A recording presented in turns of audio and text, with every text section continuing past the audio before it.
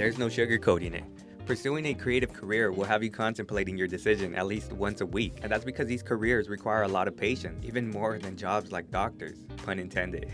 The creative journey doesn't require any degrees or to pass an exam. It's a little less structured. As a creative, you're gonna have to figure out a lot of things on your own, like the fact that you can't clearly see how much more you need to go to become a full-time creative, which makes things more stressful, and that's bad for your art, because we create our best work when we're stress-free. So I'm gonna give you 3 tips to help you stay sane while pursuing this creative career.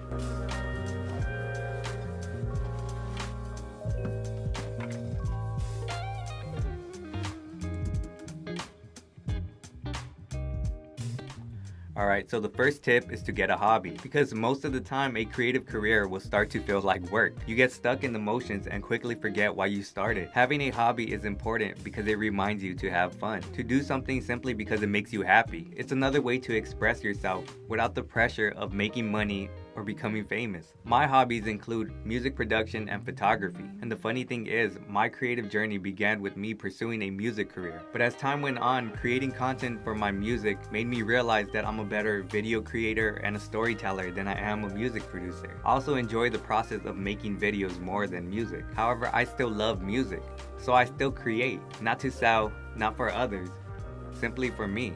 Another way to express myself. So I encourage you to lean into those hobbies, whatever they may be, because they'll remind you not to take your career and life so seriously, and just have fun.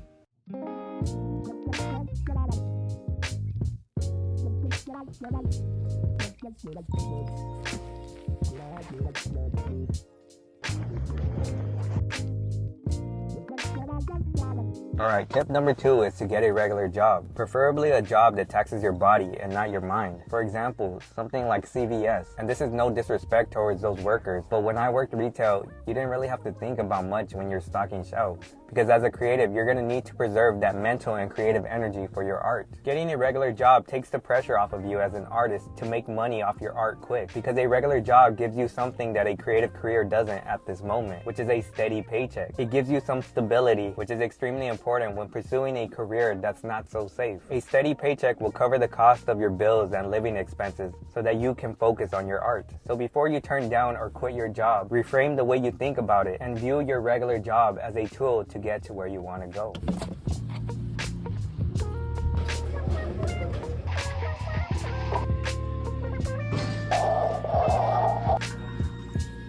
And finally, number 3 is to exercise. I know as creatives we spend a lot of time sitting, writing books, making beats, and most of the time it's locked up in a studio or an office. I mean, I'm guilty of this myself. I spend most of my time locked up in my studio, and I've realized that it does take a toll on your mental and physical health. My mind starts to feel heavy, and my back starts to ache, and that could be old age, but that's a different story. You already know exercise is good for your health, but most importantly, it makes you feel good. And as creatives, we need to be in tip-top shape when pursuing this creative career. And you don't have to be a shredded bodybuilder like me.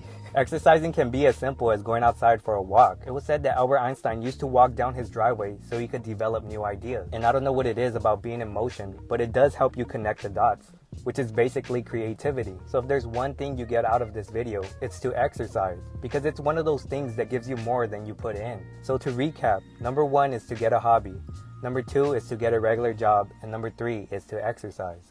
Thank you guys for watching, and I'll catch you in the next one.